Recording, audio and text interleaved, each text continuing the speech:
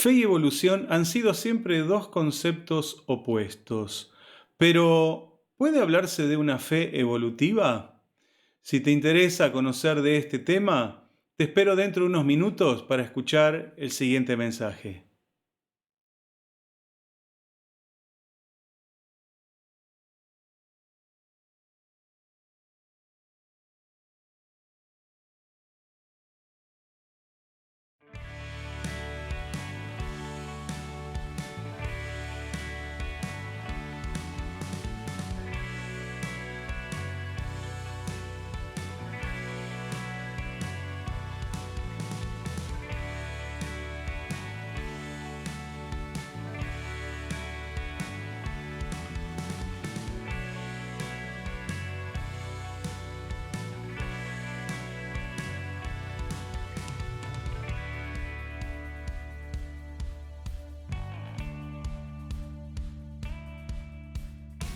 Hay tantas cosas que te quiero agradecer.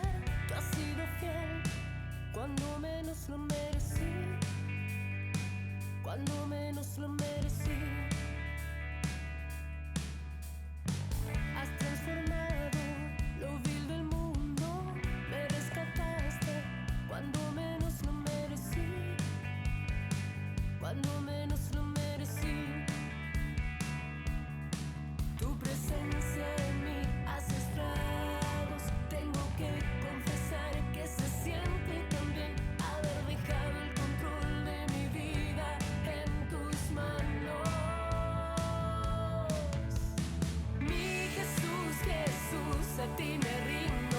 Mi Jesús, Jesús, tú eres el autor del cambio en mi corazón. Te alabaré de noche y día, te alabaré, tú eres el autor del cambio en mi corazón.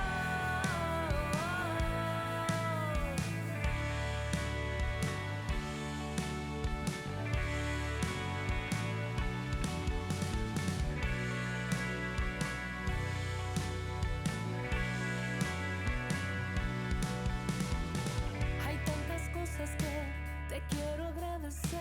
Tú has sido fiel cuando menos lo merecí, cuando menos lo merecí. Has transformado lo vil del mundo, me rescataste cuando menos lo merecí, cuando menos lo merecí. Tu presencia en mí hace estragos. Tengo que confesar que se siente tan bien haber dejado el control de mi vida en tus manos.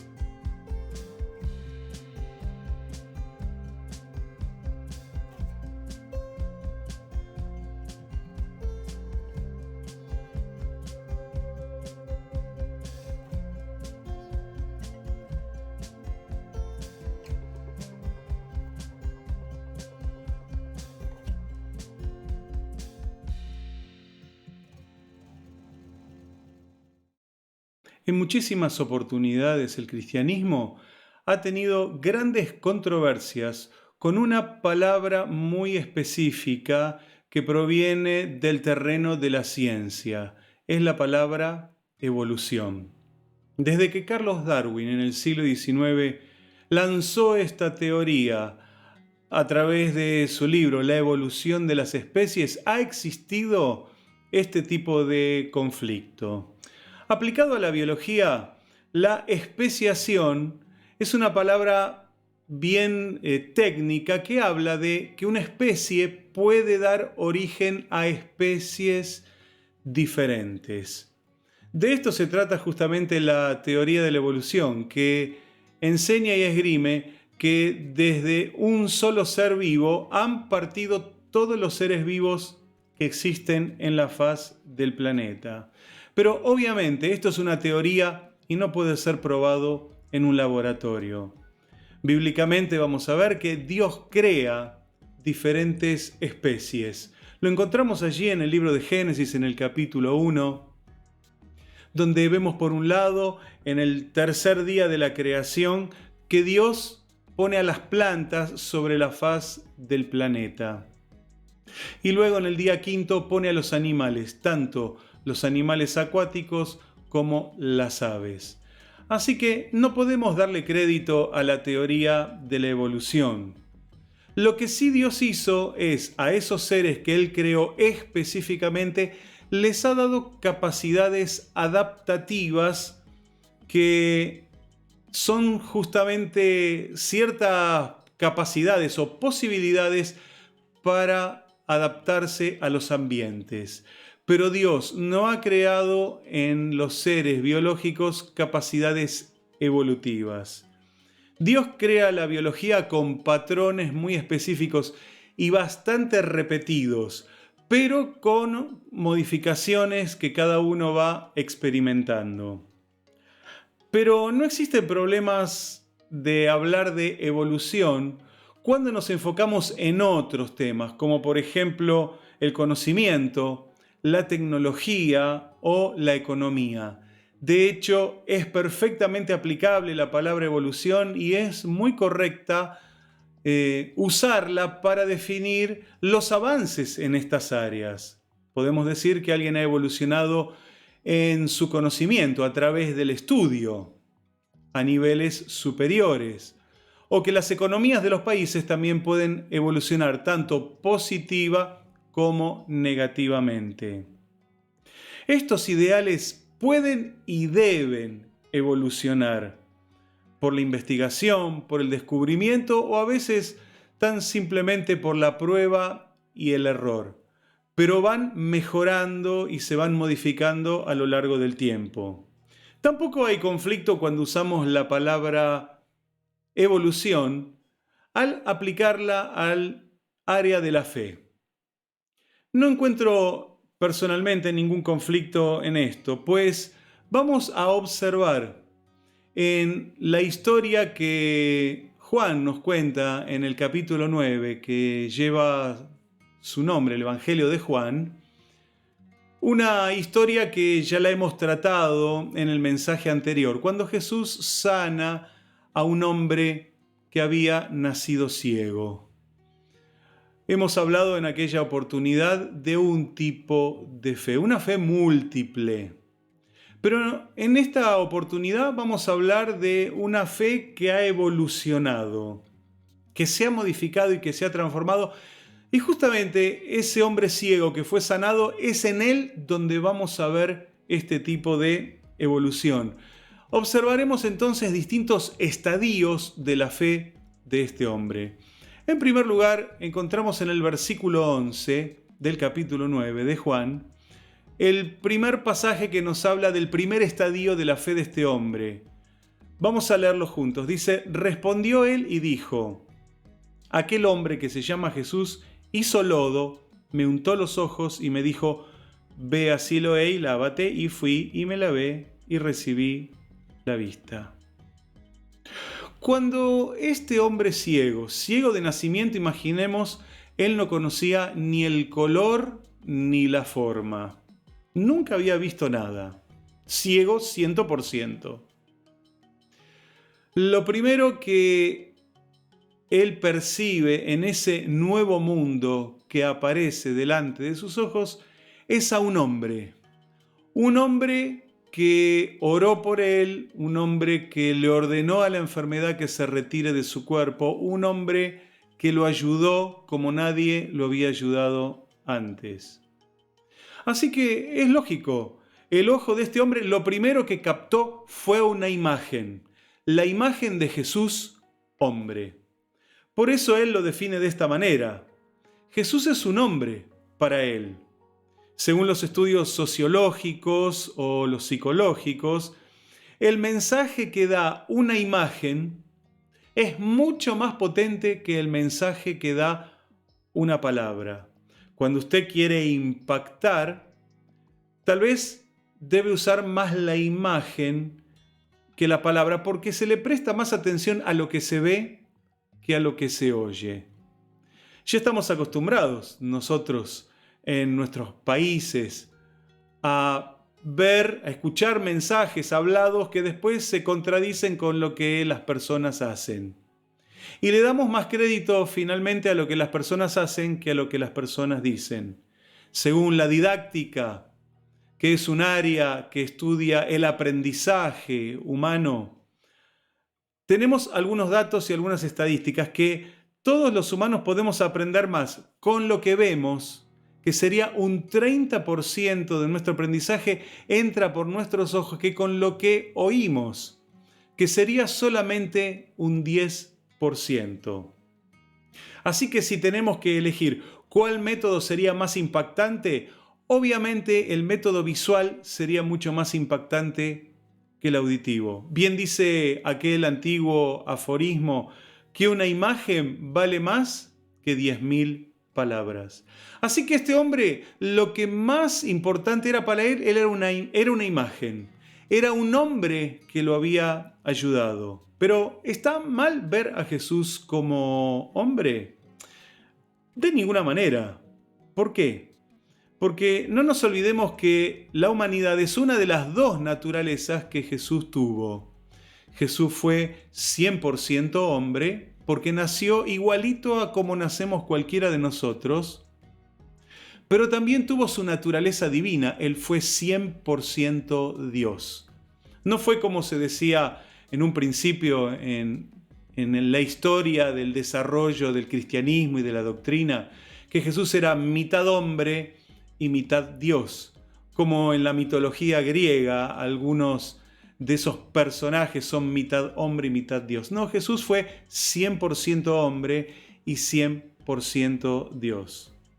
Pero obviamente esta visión es una visión parcial. Cuando uno ve a Jesús simplemente como un hombre, está teniendo una visión parcial, que es la visión de un neófito, de una persona que recién se inicia, de una persona que no conoce mucho, alguien que todavía está en el primer estadio del conocimiento de la persona del Señor Jesucristo. Esta es una visión absolutamente incompleta. Es real, pero si la sostenemos de esta manera, vamos a encontrar desde la teología que es una visión incompleta. Jesús fue mucho más que un simple hombre. Por eso decimos que estaría mal verlo solo como hombre, porque él también fue Dios compartiendo las dos naturalezas. Esta percepción de Jesús puede ir evolucionando, que tiene que ver esto con la fe, con la comprensión, con el entendimiento de una persona. Tal vez esto es lo más básico que se puede entender. Bueno, Jesús vino a este mundo, nació como un ser humano, fue un buen hombre. Eso es lo primero que uno puede entender. Pero otra vez lo digo, esta es una visión incompleta. Por eso, si está esto establecido en la comprensión de un ser humano, esta es una visión incompleta porque la Biblia nos muestra que la fe puede evolucionar así como evoluciona el conocimiento de las cosas de Dios y de la divinidad. Con el transcurso del tiempo y después de haber disfrutado de esta nueva habilidad que este hombre tenía, que nunca había disfrutado, habrá visto los rostros de sus amigos, habrá visto a su mascota, posiblemente, si es que en aquella época se estilaba usar o tener una mascota en casa. Habrá visto su lugar de vivienda. Habrá percibido un montón de realidades que sus manos eran las que lo ayudaban para poder distinguirlas. Así que esto pienso que lo ayudó a este hombre a reflexionar al respecto. Yo no tenía esta capacidad, ahora sí yo puedo ver. Así que su opinión y su teología comenzaron a cambiar a medida que también iba cambiando su fe. Cuando este hombre que había sido sanado declara que Jesús es un profeta, está en una situación bastante incómoda. Los fariseos lo están interrogando, le están haciendo preguntas para tratar de encontrar dónde está la trampa. ¿Quién es el que está mintiendo? ¿Es Jesús, es el ciego o son los dos finalmente los que estaban haciendo burla con un tema tan delicado como es la sanidad?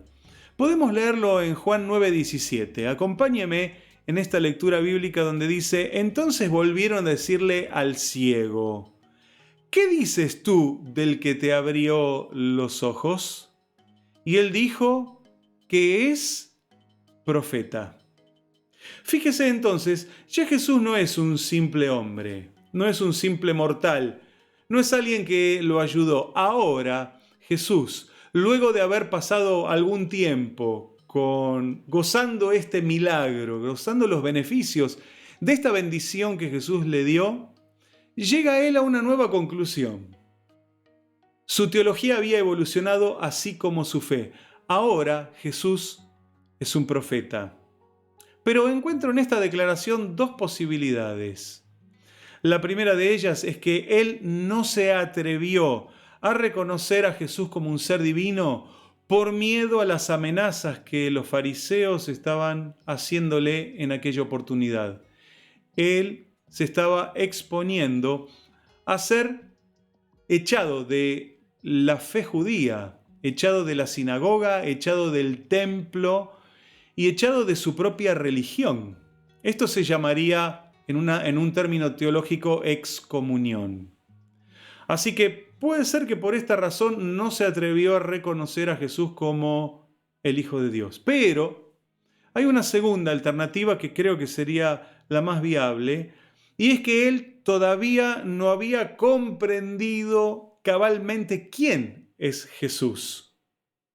Por eso se atreve a utilizar un nuevo término, a darle un nuevo calificativo a Jesús. Ya no es un hombre, ahora es un profeta, porque probablemente él ya estaba sospechando algo de fondo.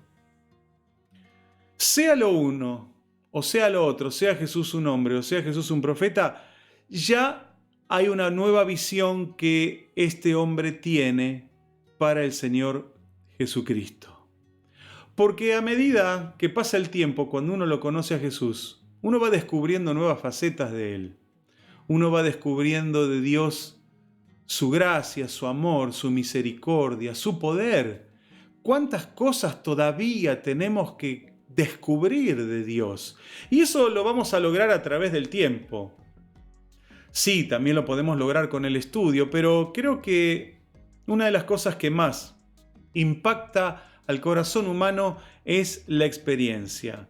Él pasó de conocer algo de Jesús, él conocía algunos datos. Ese hombre se llama Jesús, dijo, a conocer a Jesús. Son dos cosas diferentes. Uno puede conocer de Jesús, como la mayoría de las personas, al menos en nuestro país, que vamos a llamarlo un país cristianizado. Vamos a ponerle ese nombre. ¿Quién no oyó hablar acerca de Jesús en la Argentina? ¿Quién no ha visto alguna película en Pascua o en Navidad acerca del Señor Jesús? ¿Quién no ha participado de algún culto religioso donde se hablaba de Jesús? Así que muchas personas, millones de personas conocen de Jesús. Pero hay un paso en conocer de Jesús, en conocer a Jesús. Allí podríamos hablar de un paso muy importante. Sería un paso evolutivo, si usted me permite esta palabra. Como puede observarse, la restauración de su vista física va acompañada de la restauración de su visión espiritual acerca de Jesús. No solo se le habían arreglado los ojos o todo su sistema visual, que tiene que ver con mucho más que con los ojos, tiene que ver con nervios, tiene que ver con el cerebro. También su visión espiritual se está ampliando, su visión espiritual está creciendo respecto a Jesús. Porque Jesús le había dado una señal divina, había hecho un milagro en su propio cuerpo. Una de las señales de los profetas desde la antigüedad era que los milagros eran justamente los indicativos de que estaban frente a un profeta. Podemos pensar en un Moisés, podemos pensar en un Daniel, en un Elías o en un Eliseo. Son todos profetas de la antigüedad y todos manifestaron no solo un mensaje de parte de Dios, sino el poder de Dios a través de los milagros. Así que perfectamente Jesús coincide con la figura de un profeta. Viene hablando de Dios y puede hacer milagros. Así que esta es una manera también correcta de ver a Jesús, pero todavía sigue siendo incompleta. Todos estamos en un proceso de evolución de nuestra fe. Yo todos los días voy descubriendo a un Dios que tal vez no conocía. No porque Dios vaya a cambiar, sino porque es tan amplio y tan grande que nosotros vamos descubriendo día a día, momento a momento y a través de todas las cosas que nos pasan en la vida, el tipo de Dios que tenemos. Un Dios grande, maravilloso, creador del cielo y de la tierra. Un Dios que todo lo puede hacer. Un Dios que no tiene límites. Y esto tiene que ir creciendo en nuestra vida, porque crecer en esto es crecer también en nuestra fe y hacer que nuestra fe vaya evolucionando. Pero continuemos con esta historia y veamos cómo termina este hombre sanado. ¿Qué termina reconociendo él? Él termina viendo a Jesús ahora como el Mesías. La mayor de las revelaciones que este hombre tiene es en el reencuentro que Jesús tiene con él. A ver, hagamos un poco de memoria. Jesús lo sana. Luego de que lo sana, este hombre sanado entra en un proceso de interrogatorio por los fariseos. Y luego los fariseos lo terminan echando del lugar donde estaban. Probablemente hubiera sido el templo o una sinagoga, que era como un colegio, era como un juzgado, por así decirlo. Lo echan y Jesús le sale al encuentro. Jesús es donde lo va a buscar. Me gustaría que podamos leer juntos Juan 9, pero ahora los versículos 35 al 38. Por favor, ayúdeme en esta lectura. Dice el versículo 35, oyó Jesús que le habían expulsado y hallándole le dijo, ¿crees tú en el Hijo de Dios? Respondió él y dijo, ¿quién es, Señor, para que crea en él? Le dijo Jesús, pues le has visto, y el que habla contigo, él es. Y él le dijo, creo, Señor, y le adoró. Este es el estadio más alto de la fe de un hombre. Cuando podemos reconocer que Jesús ya no es un buen hombre, un moralista, un gran filósofo, un hombre que vino a enseñar buenas cosas, que es mucho más que un profeta que de tanto en tanto hace un milagro. El punto más alto de la fe de una persona es cuando puede reconocer a Jesús como el Hijo de Dios. Este hombre lo había reconocido como el Mesías. El Mesías es esa figura tan esperada desde la antigüedad. El Redentor, el Salvador, el que iba a venir a cambiar absolutamente todas las cosas. Por eso Jesús para este hombre ya no es una simple persona, ni siquiera ya es un profeta. Ahora es el Hijo de Dios. Ahora es el Señor. Y es en esta parte de esta historia donde se cumple lo que Jesús le aclaró a sus discípulos al principio, cuando comenzamos a leer. Si usted ya leyó este capítulo completo, si todavía no lo hizo, yo lo animo a que lo pueda hacer. Y va a ver que al principio, cuando los discípulos le preguntan a Jesús, este hombre ciego, ¿por qué está ciego? ¿Quién pecó, él o pecaron sus padres? Y Jesús le dice, ninguno. Esto sucedió para que las obras de Dios se manifiesten en él. Así lo muestra el versículo 3. Esto sucedió para que las obras de Dios se manifiesten en él. Y se manifestaron, primero a través de la sanidad, el beneficio físico, el cambio de vida. Jesús vino a suplir esa necesidad que nadie podía haber suplido en la vida de este hombre.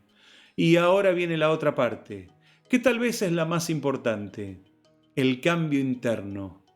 Ahora no son solo los ojos, ahora es el alma de aquel hombre, es su vida eterna, es su eternidad. Ahora aquel hombre tiene la visión completa de Jesús.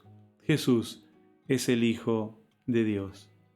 Si Jesús hubiera sido un simple hombre, o si Jesús fuera un simple hombre, bueno, solo te podría dar una mano si es que te encontrás con él, por alguna casualidad. Si Jesús fuera solo un profeta, solo tendrías un milagro y nada más que eso. Pero si Jesús es tu Señor, no solo vas a tener los milagros, sino que vas a tener la salvación de tu alma, tu destino eterno puesto en las manos del Señor Jesucristo. Y cuando le conozcas profundamente y perfectamente a Él, comenzarás a disfrutar los milagros de Jesús. No uno, sino muchos milagros que Jesús tiene para ofrecerte. Muchos milagros que Jesús quiere darte. Milagros de toda índole y de toda naturaleza. ¿En qué estadio se encuentra tu fe? ¿Cómo lo ves a Jesús? ¿Es un simple hombre? ¿Es un profeta? ¿O es realmente el Hijo de Dios? Yo espero que hagas tu fe evolutiva. Sí, el término evolución, aplicable a tu fe.